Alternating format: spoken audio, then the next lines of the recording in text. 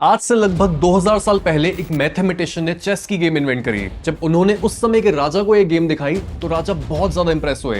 राजा देखते ही देखते शतरंज के खेल से ऑब्सेस हो गए और उन्होंने बोला कि मांगो, तुम्हें क्या इनाम चाहिए। उस आदमी ने बोला कि मुझे बस चावल के कुछ दाने चाहिए।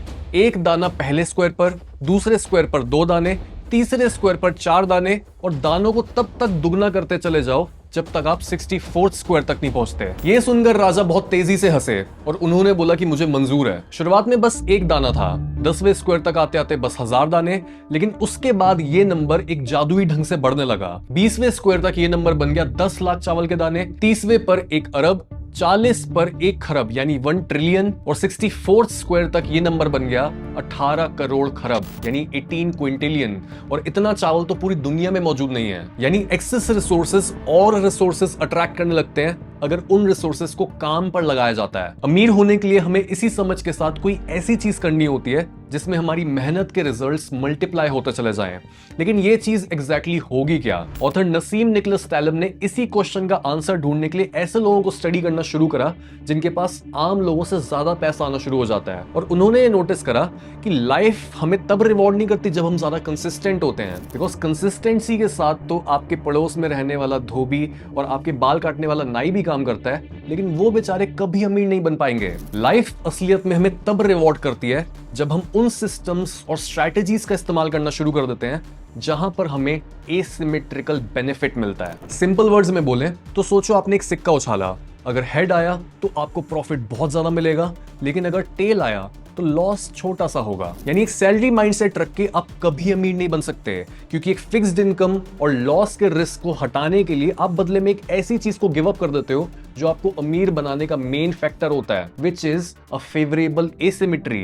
एक इंसान को अनलिमिटेड बेनिफिट सिर्फ तभी मिलता है जब वो एक ऐसे एसेट में ओनरशिप रखता है जो प्रॉफिटेबल है और जो ग्रो करता चला जा रहा है। नॉर्मल लोगों का प्रॉफिट लीनियर चलता है, यानी अगर आपकी कंपनी बहुत अच्छा परफॉर्म कर रही है तो मे बी इस महीने आपको 10-20% का बोनस मिल जाएगा। अगर आप 1 लाख रुपए कमाते हो तो आपको इस महीने 1,10,000 या फिर ज्यादा से ज्यादा 1,20,000 मिल जाएगा। लेकिन एसिमेट्रिकल रिटर्न, एसिमेट्रिकल बेनिफिट होने का मतलब ये होता है कि आप उस कंपनी में एक शेयर रखते हो, आप उस कंपनी का एक परसेंटेज अपने पास रखते हो, और आपको बेनिफिट अपनी सैलरी के अकॉर्डिंग नहीं बल्कि उस कंपनी की वैल्यूएशन और उस कंपनी के प्रॉफिट्स के बेसिस पर मिलता है। इसे ऐसे समझो, एक कंपनी जब मार्केट से पैसा लेकर आती है तब जो एम्प्लॉयज होते हैं वो ये बोलते हैं कि हमें फर्क नहीं पड़ता कि तुमने अपना सामान प्रॉफिट में बेचा या फिर लॉस में, देखो हमने अपना काम कर दिया है और तुम बस हमें हमारे काम के लिए एक फिक्स्ड इनकम दे दो। लेकिन उस कंपनी के ओनर्स और इन्वेस्टर्स ये बोलते हैं कि ठीक है, हम लॉस का रिस्क उठाने के लिए रेडी हैं, लेकिन अगर ये कंपनी प्रॉफिट बनाती है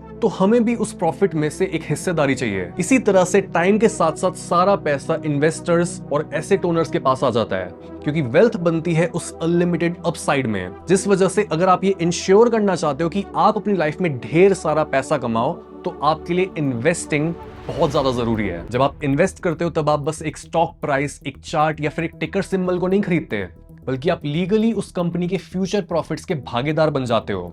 जैसे जैसे उस कंपनी के प्रोडक्ट्स और सर्विसेज की डिमांड बढ़ती है, वो कंपनी स्केल करती है, उसकी वैल्यूएशन बढ़ती है, वैसे वैसे आपकी इनिशियल इन्वेस्टमेंट कंपाउंड करने लगती है। यहां तक कि टाइम के साथ साथ जैसे जैसे पैसा अपनी वैल्यू लूज करता है और चीजें महंगी होने लगती है, तब अगेन एसेट्स और प्रोडक्ट्स के बढ़े हुए दाम उनके ओनर्स और इन्वेस्टर्स के पास और ज्यादा पैसा खींच कर लाते हैं। महंगाई आम लोगों की जेब से पैसा निकालती है और वो पैसा इन्वेस्टर्स की जेब में डाल देती है। इसका मतलब अगर आप एक आईफोन यूज करते हो, आप इंस्टाग्राम चलाते हो, आप गूगल और यूट्यूब पर सर्च करते हो, आप माइक्रोसॉफ्ट के टूल्स यूज करते हो, लेकिन आप इन कंपनीज की बढ़ती कंजम्पशन से कोई बेनिफिट नहीं ले रहे हो, तो आप बस एक कंज्यूमर बन के ही रह जाते हो। ये कंपनीज इंडिया से तो बहुत ज्यादा प्रॉफिट बना रही हैं, लेकिन बहुत सारे इंडियंस को इस प्रॉफिट का कोई शेयर नहीं मिलता, बिकॉज हम ग्लोबल सिस्टम्स में कोई भागीदारी नहीं रखते हैं।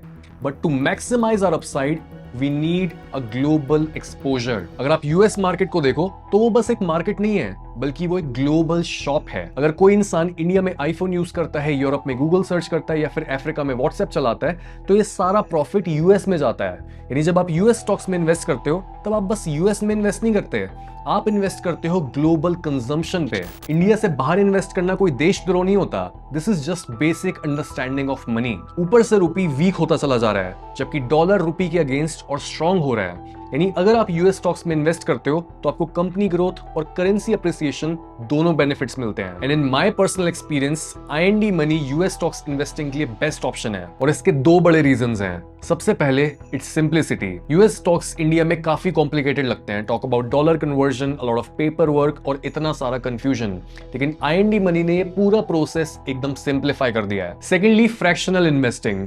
लेट्स से अगर आपको एप्पल का शेयर बहुत ज्यादा महंगा लगता है तो आप सिर्फ 500 रुपए में भी एप्पल शेयर का एक पीस ओन कर सकते हो।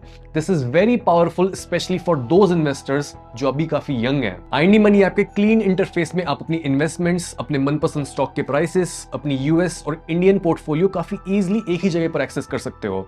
एक सिंपल साइन अप प्रोसेस में आपको अपने केवाईसी को कंप्लीट करना है और अपने यूएस स्टॉक अकाउंट को ओपन करना है। And after you on board you are ready to become a US stock investor. Example के तौर पर अगर आपको यूएस की टॉप 500 कंपनीज का एक्सपोजर चाहिए तो आप इन्वेस्ट कर सकते हो S&P 500 की ETF में, या फिर लेट्स से आपको एक इंडिविजुअल स्टॉक पसंद है, लेट्स से आपको टेस्ला में SIP करना है, तो आप अपने फेवरेट स्टॉक को सर्च करो, SIP अमाउंट चूज करो और SIP की फ्रीक्वेंसी को सेट करके अपनी कंपाउंडिंग जर्नी को ऑटो पायलट पर लगा दो। जब आपको एक स्टॉक को सेल करना है तो सेल पर जाओ, जितने स्टॉक्स या फिर डॉलर अमाउंट बेचने हैं वो अमाउंट एंटर करो और सेल ऑर्डर को प्लेस कर दो।